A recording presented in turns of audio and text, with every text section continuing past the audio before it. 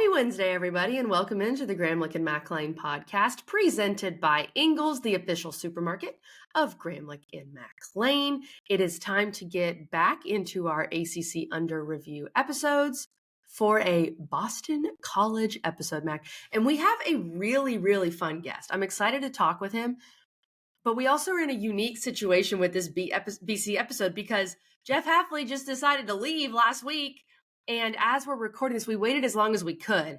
We're recording this Tuesday afternoon, and we don't technically know who the head coach is yet, Mac. We do not know that. And I was hoping, like you said, we were pushing this thing off a little bit. We were trying to make it happen. But, hey, we got to keep going. All right? This train ain't stopping. We don't wait for them. But we can speculate because it does sound like Bill O'Brien is going to be the guy. It sounds like something maybe officially will happen here in a couple of days. And quite honestly, KG, what I expect is as soon as we hit stop to end this recording, breaking news is going to come over my computer and we're going to be like, oh, let's do it again.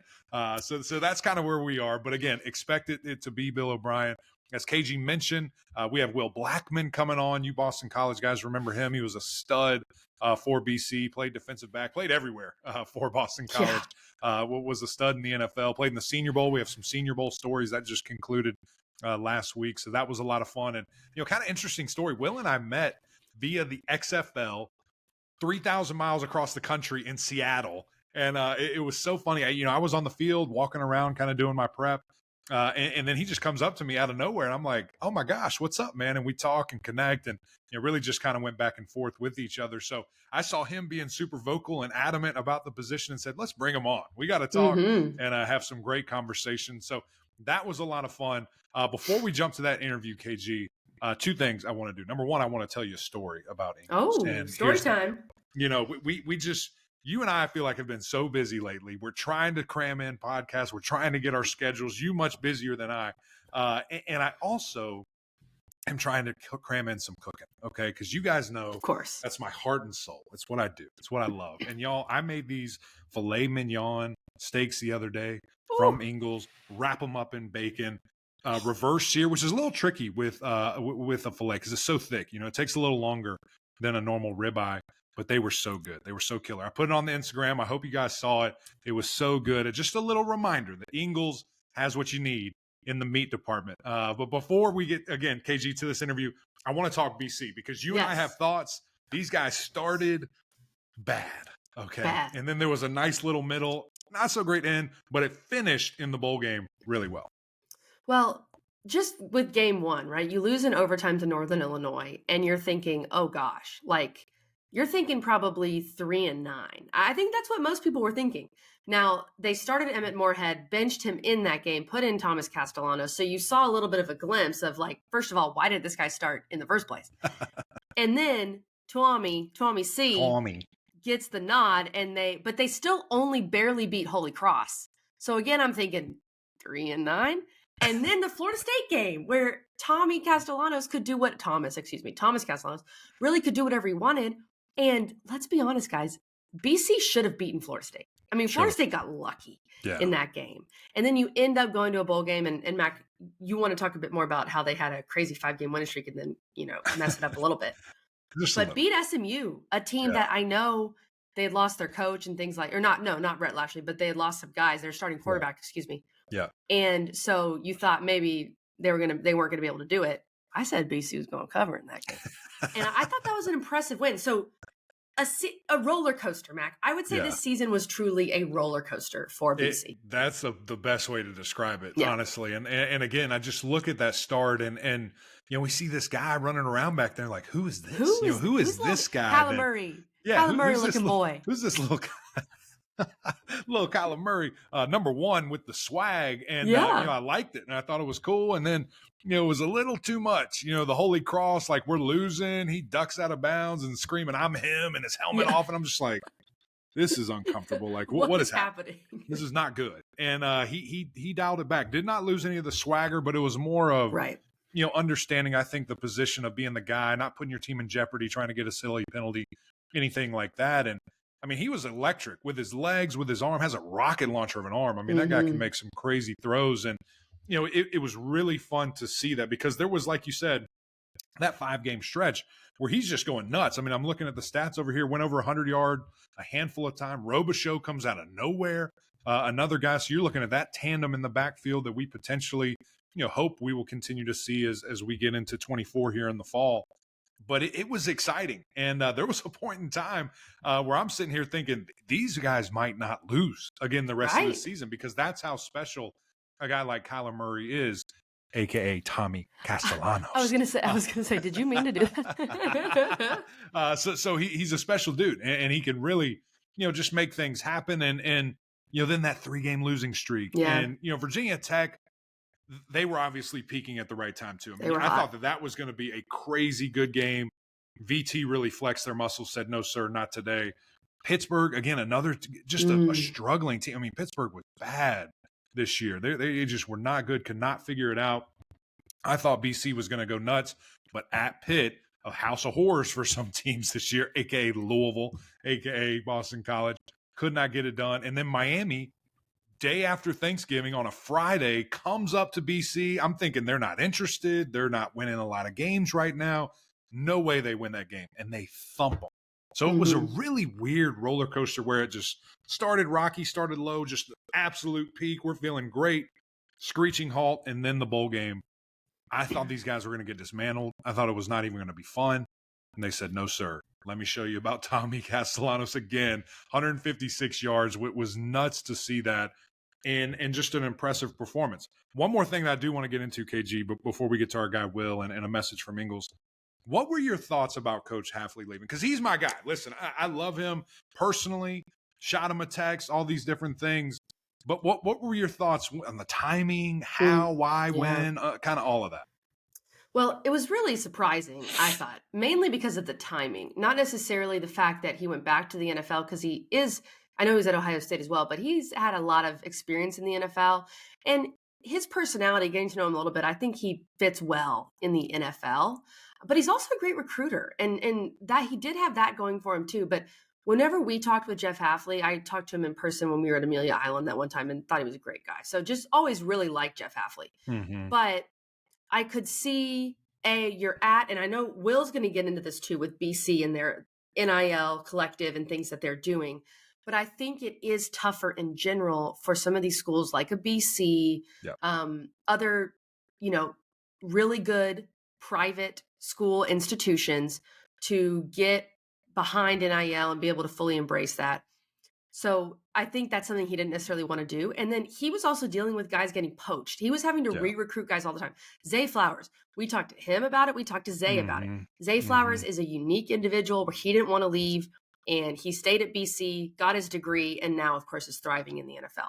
Christian Mahogany, another guy that was that was being poached by other players. So there are other schools. So if you're a head coach and you have to think, okay, I'm going to develop this guy, and in 2 years, I'm going to have to fight tooth and nail to keep him. Right. I wouldn't want to be in that business either. Yeah. I completely understand that. There are some people also saying that maybe Jeff Hafley saw the writing on the wall, that he might not get extended after next year and just decided to move on. If so, good for him and good for BC, because there's no buyout to pay or anything like that. So that's good. That's right. But I don't love the timing. And I wonder what changed for Hafley between December and now.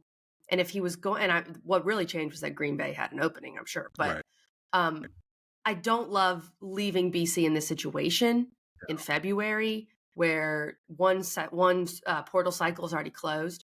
But overall, I get it from Hafley. And I think at a place like BC, it's got to be frustrating because you feel like you have constantly watching your back to see who's trying to poach your players. Yeah. And I think all that's really good, KG. I think it's a great way to think of it. And, to me, it's we're in a really weird time right now in college football. And we have to understand that, all this NIL with no rules or no, national rules that everyone has to pay, the same, kind of attention to detail to the transfer portal, recruiting and recruiting your guys. And as you said, dealing with tampering, there's no punishment. I mean, we sit there and say it and everybody screams it and there's no punishment, for it in any shape or form.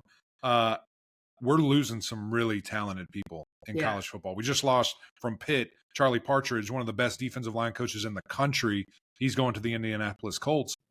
And I'm pretty sure similar reasons that he wants to play. He wants to coach He football. just wants to coach football. Yep, That's exactly what he wants to do. And it's getting more and more difficult. And I think we continue to lose people. Now, listen, the overall product, I'm sure, will be fine. I mean, it's still, the second best thing in the United States where people want to be a part of and this and that. But you're losing a little bit of quality. So it's going to be fascinating there. I'm with you on timing. I think that I can't imagine how hard that decision was, because that staff's probably getting fired, and those guys are not going to have jobs in February now, and there's nowhere to go. And that's going to be interesting. The transfer portal piece, the recruiting, think of those kids that committed to him, just signed. Tough timing. Brutal business. The portal opens, though, when a coach moves, the portal opens for you. So guys could leave if Mac, they want. how many slots are open elsewhere for these guys? Because they've all really been filled. Right. It is a very tough situation. Oh, spring ball starts in 5 days. Have fun. Figure it out. So we'll see. They need to hurry up with this coaching search, need to lock it down and get that done. But without further ado, we've rambled enough about Boston College. Let's speculate on this coach. Yeah, that's right. We got to get to our guy, and maybe the guy talking might be. I don't know. We'll see. Maybe he's a coach. But here's our interview with Will Blackmon. Unbelievable. So much fun to have Will join us here. Here we go.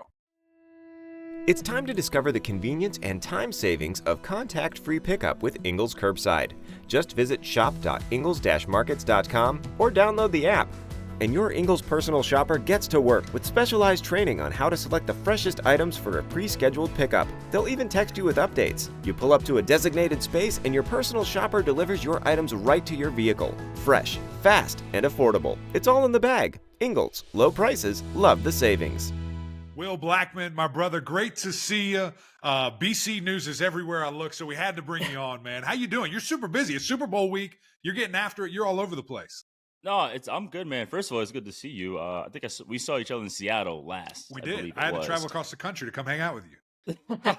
Sometimes, man, I'm high maintenance. That's how it is. Yeah, all is good. It's been nuts. I know. Speaking of college, I was just at the Senior Bowl all week. I was there being a group mentor, group leader for the American defensive backs. And speaking of BC, I had Elijah Jones with me all week, so that was really cool to be around him. And then getting to see all the coaches, it's so funny, man. Just we hear it all the time, and I'm sure it's like that for you, Kelly, in basketball. It's like how small the world is. Yeah. And I mean, at one point, I just saw everyone like from the Green Bay front office, like they're all spread out now, and just seeing all these people come full circle. And it was really, really cool. It was cool to be there. It was cool to help these boys. I played in the Senior Bowl in 2006, so it was really cool to go back to Mobile and help those boys out. So, yeah, all is good. Super Bowl's coming up, with the Wine MVP. We got events happening out there, and so gearing up for that. And then as I'm sure we're going to get into it, but not just in college, but the NFL world, all the hiring, it's been just nuts. It's weird. Well, let's kind of just start there, man, because I want your opinion on this, because obviously you played at a high level, NFL, college. You just mentioned the Senior Bowl and these different things. And the game has changed a lot. And we all didn't play that long ago, but it feels like it's dramatically different. Yeah. Is this year been a little different to you, that we're seeing this shuffling? I mean, legendary coaches stepping away, moving on, all these different things. Does it feel different, to you in kind of this coaching cycle? I mean, I'm a bit on the fence. I'm a traditionalist, but also I like to evolve. And I think in any field, whatever business, whatever, it's hard to find that happy medium where we can do that, because like it is becoming more of a business now, I think like when I got my scholarship offers, I was like, man, this is exciting. Like, this is super cool. And then now talking to some of these coaches, they have to recruit a kid twice. It's like, okay, the kid committed. Great. Got him on campus. Now the kid's like, all right, let's negotiate. He's like, whoa, this is crazy. I know, like we have you here. And so I'm all for, like I said, the NIL, the kids getting, paid and what have you, because you should be. I mean, gosh, like being in college, it was crazy that I am, at one point, guys, I'm playing damn near 100 snaps a game, because I play both ways. I play offense, defense, and special teams, and I was getting ran through the mud. And then, come to 6 o'clock, I ran out of money on my meal card. Right. So, Yeah. Yeah. you know what I'm saying? So, I'm all for that because it basically is an amateur sport. So I don't know, there's something in there, but it is tough to, um, it's hard to root for your conference when everyone's Mhm. changing. It's hard to keep track of a player and have them get groomed through their college when they can go to 4 different schools. So yeah, I see a lot of legendary coaches where they're like, man, I am not trying to like do this again. It's kind of like when my grandma, she finally got an iPhone. She was like, all right, no, I'm gonna finally sit down and learn this damn thing because I'm over this landline. You know what I mean? Like it's let me catch up to the crowd so I can communicate with my grandkids across the country. So, but some people are just like, man, when I don't know, like I'm just trying to give an example, but if I'm, Coach Saban at Alabama and, you know, getting offered by Alabama should be enough, but Yeah. Exactly. if I'm competing with the kid who's like, hey, Toledo might give me 200 grand, what's up? It's like, whoa, It's again, crazy. like what are we doing here? Yeah. So Yeah. it's weird, man. But like anything, you have to evolve because that's just what it is now. And those who are willing to are the ones that will succeed. For sure. Yeah, well said. Well, and I think, the NIL piece, we all agree NIL in its definition is a good thing. I think the transfer portal piece where you can transfer without penalty is really what's made this a Wild West in many respects. So let's talk about Jeff Halfley as a BC alum and a guy who knows that program well. It was a bit of a shocker just because of the timing to have it in February. It puts BC in a tough spot for sure. But I do understand wanting to go to the NFL where you don't have to recruit, you don't have to re-recruit a guy, as you're talking about. You don't have to deal with the portal. What was your reaction, someone who knows the NFL and BC so well? What was your reaction to all that with Jeff Halfley leaving?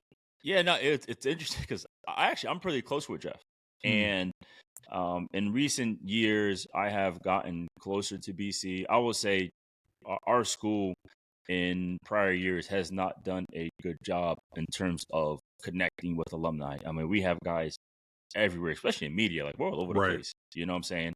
And in the coaching world. So, but when Martin Jarman brought in Jeff like knew like this is how we do it. We did it at Ohio State, so he did a incredible job of trying to include us more and keep us involved. And we gave him the utmost support. And even just recently, just talking with trying to get players and all these things like that. That's and he is truly genuine, but it's almost like I can tell just from the outside in, not speaking to him directly, but just from the outside, just how challenging all this was becoming. Because it's like just watching this year, I'm like, damn, Tommy is killing it. Is he going to be here next year? Right. It's Yeah. and like that's the scary part about it is like, man, we got guys and we want them to be so to succeed, but at the same time, it's like, all right, now though, like slow down a little bit because we want to hold Right. on to them, especially when you're hearing just how much these kids are getting from these other schools and who we're competing. You're not competing on the field anymore. You're competing in the bank vault. Like that's where you're competing at. So again, another situation where it's like, man, I don't know if I'm him. I don't know how long this is going to last. Yeah. And instead of getting fired, if I have an opportunity, then I don't want to make this thing crazy. Sometimes quick and easy is the best way to do it versus a slow death. You know what I'm Right. saying? And so, yeah, I was. It's funny. I was in the dining room at the Senior Bowl, and Elijah Jones looks at me. We both go. It was crazy. It caught us both off guard. But putting myself in his shoes, I get it. You know what I'm saying? I get it. So. But yeah, now it's funny because now, soon as that happened, my phone was going nuts because we have a big, a tight alumni base. So just my phone was going off, talking to each other. And then I'm in this, I hope y'all hear this. I'm in an annoying email chain, BC alumni guys. Like, stop emailing the chain. Like, enough. Okay. Some guy said, Coach Coughlin, like, are you kidding me? Like, Coach Coughlin to come back here. we just talked about legendary coaches not wanting to do this anymore. There's no He don't way want in that. hell. He don't want The anything NIL. about that. Yeah, Tom O'Brien is climbing mountains in Yosemite. Like, Tom O'Brien's not coming back. He's in Europe skiing. Like, I talk to him once in a while. Like, it's not happening. So, oh man, it's interesting. It's fun though. It's fun, but it's interesting. Well, let's talk about one of those names that's been in the discussion, and we're recording this on Monday. We'll release it on Wednesday. Knowing our luck, something's going to happen officially between then. As soon as we of hang up, course. as soon as we hang up here. Right. But we are seeing a lot of reports that Bill O'Brien is going to be the guy at Boston College. I know there were a bunch of names thrown out there. I think BC is still an attractive job when you're looking at a guy like Bill O'Brien possibly coming in. So what do you make of that right now? It's more rumors, but what do you make of that potential hire? Yeah, BC is a great job. I mean, just market and competition alone, it's outstanding. But yeah, I mean, when the job first opened up, my initial thoughts, I thought Al Washington, and sure, I could have a little bias with the same class. We played together. We were roommates in college, but, I feel like I think a lot of people thought that, though. Like, I saw it all over my TL. That was the name that I kept seeing over and over. Yeah, and I think and obviously it helps that he went right into coaching and went to some big programs, Michigan, Ohio State, and now at Notre Dame. And I thought that initially. Now I know the pushback was, okay, well, we just hired a coach with no head coaching experience. And so they're like, if we miss again, at least let it be a guy who had head coaching experience. And then, who knows who was going to be on his staff? That's a big deal. Obviously, when you're trying to hire a coach, like, who are you bringing with you? So his name, your boy Mike Reed, was floating around. Yeah, of course. And so, yeah, I think if there is someone who is beyond qualified, it is Bill O'Brien. He's from Dorchester, Massachusetts, and he went to Brown, and I'm from Providence, so he's a Brown University guy. And then obviously we know his coaching pedigree. So, and somebody, again, I think is what we talked about in the beginning, is the balance of both, like the traditionalist, like understands that part, but also is well versed in the how football is today. So I think just him alone would be great. Now I will say, building his staff with some BC ties, like me, I would, like, if I'm him, I would bring Al. Because Al he knows how to get kids. He knows how to recruit. That is his strong suit. That's why he keeps going to big programs.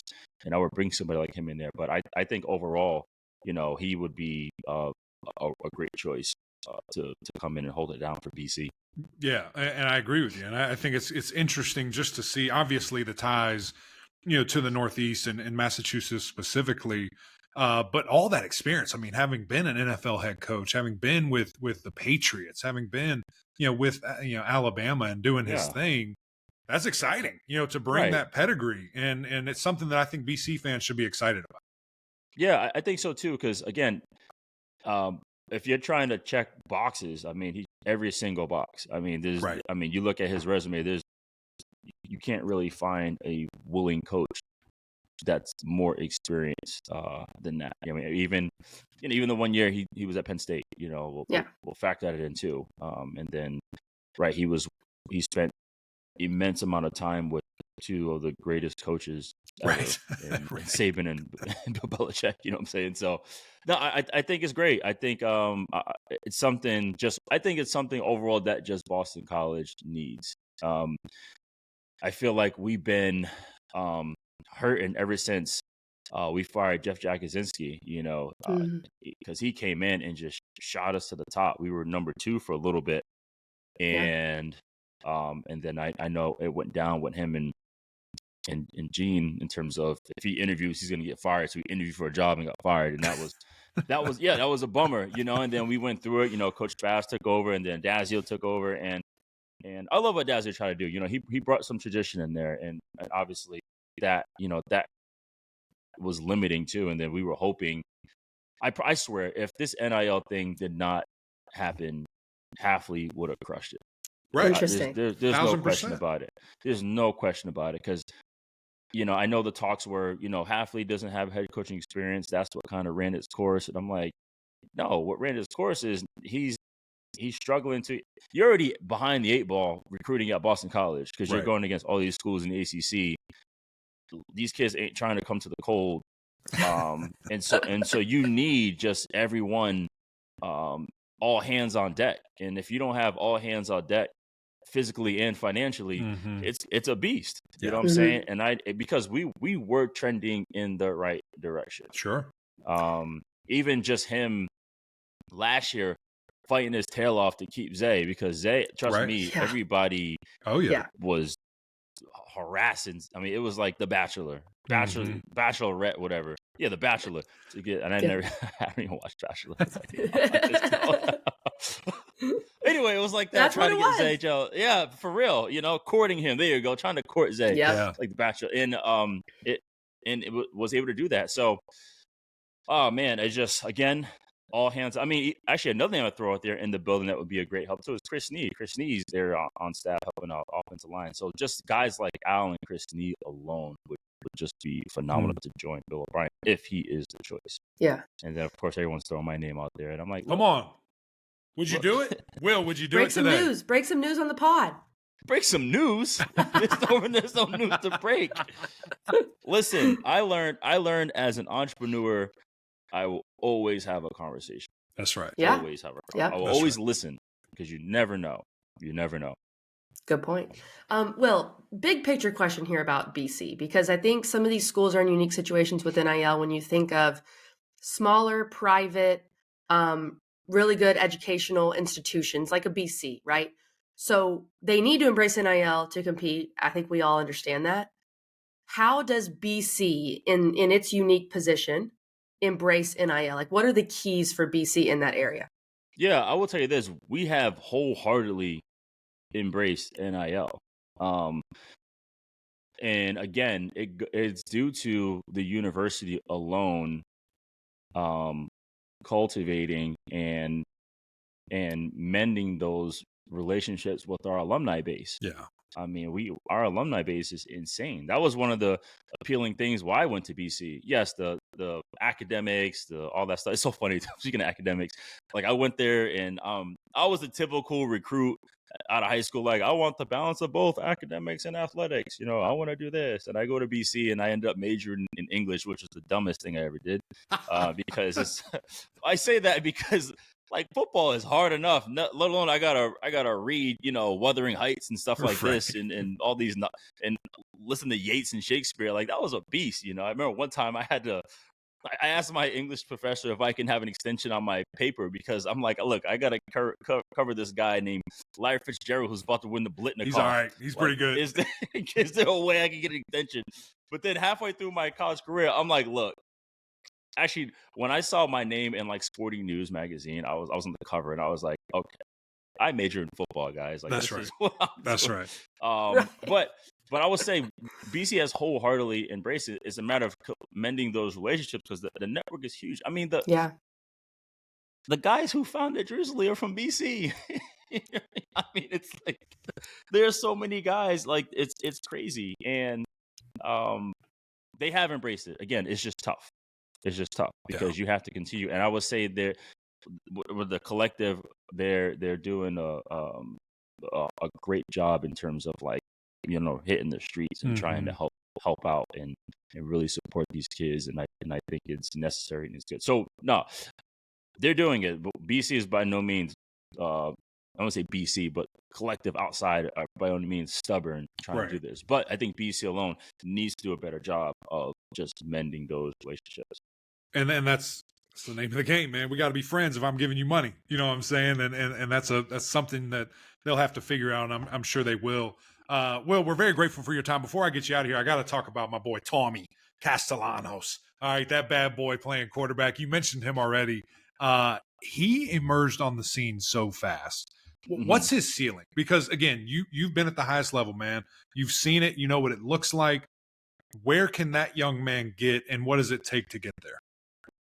I mean, first of all, I haven't seen. Actually, I take that back, because last year Zay had immense amount of swagger, and I think I haven't seen that type of confidence and swagger at the quarterback position since Matt Ryan. Even before Matt Ryan, you're not gonna believe this, but we had a quarterback by the name of Paul Peterson. And he came from Utah. It was funny because we brought him in, and I never played with a guy who had a family, in college. This dude has two kids walking around in the locker room. And a wife and everything. I know. Like some days in training camp he stayed with us. Some days he went home. Like Coach O'Brien was real respected to that. That's cool. And just his immense amount of confidence. And when you see what he does, you can see flashes of what Caleb Williams is doing out west. You see that ability. And the thing for him is just, again, like anyone who's playing a core position, just consistency for him as a coach. Someone who can be there and be consistent. It's hard. He's on his third change initially. Right? Coming from Florida, Central Florida, and coming here. And now Halfley leaving, and then whoever's going to come in. But just overall, just his ability is off the charts. And there are times where, yes, if he is not in the game, we are not winning. We have zero chance, And I look at his effect as a quarterback. So I looked at ability in terms of Caleb Williams, but his effect is like a Josh Allen. If Josh Allen is cooking, oh yeah, we got a chance. But then if Josh Allen is turning the ball over, that's a great it's scary. Yeah, it's scary, but we still have a chance, because you never know. So you'll see Josh might stand up upright and literally hand the ball to somebody. You're like, oh my gosh, Josh, and then he'll come back throw an 80-yard bomb, and that's the same thing with Tommy. Yeah. So I think for him, that's why I was nervous. Gosh, are we going to keep him? Right. So can a guy get coached out of that though? Or is that just you got to accept it? That's his game. He's going to be all over the place, and you're going to see those crazy explosives, but there might be some head scratching things too.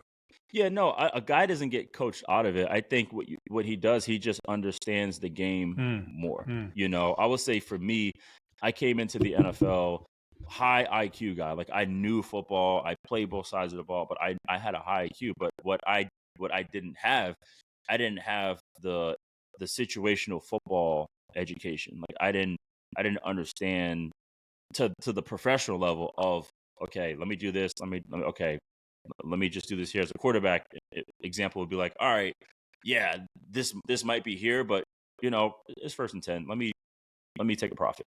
You know what I'm saying?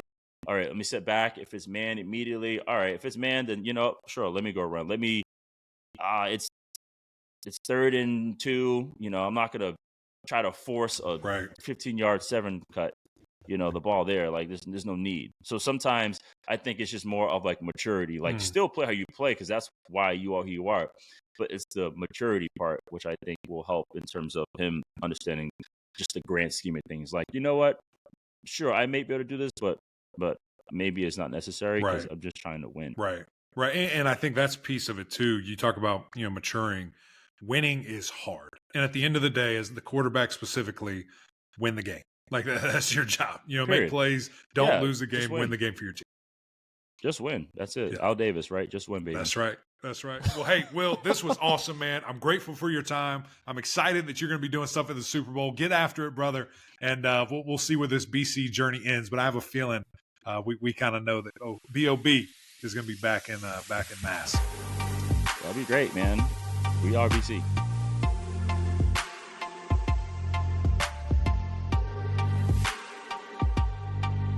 Thanks again to Will Blackmon for joining us. Follow him on Twitter at Will Blackmon. He also has a business called The Wine MVP that I'm about to look into. Come on. Let me just put it that way, Mac. I'm about to look into that. But something we also should just reiterate, no matter who the head coach is, and of course we're speculating a lot about Bill O'Brien and talked to Will about Bill O'Brien, Thomas Castellanos said he was staying. He put that out on social media. He said, I'm staying. So that is great news for BC. And they have some issues to work through, right? I think offensive line with Mahogany moving on, skill players on the outside, defense. They really gave up a bunch of rushing yards in those 3 losses that we talked about. But if you have Castellanos and you have a dynamic guy at quarterback, then you could build from there, and Yeah. that's a good sign for BC. No, you're feeling really good, and I think what's important about what you said with Castellanos there is a lot of people might be listening to this, might hear that, might see that, and say, "Oh, he's already transferred. He can't transfer again without sitting out."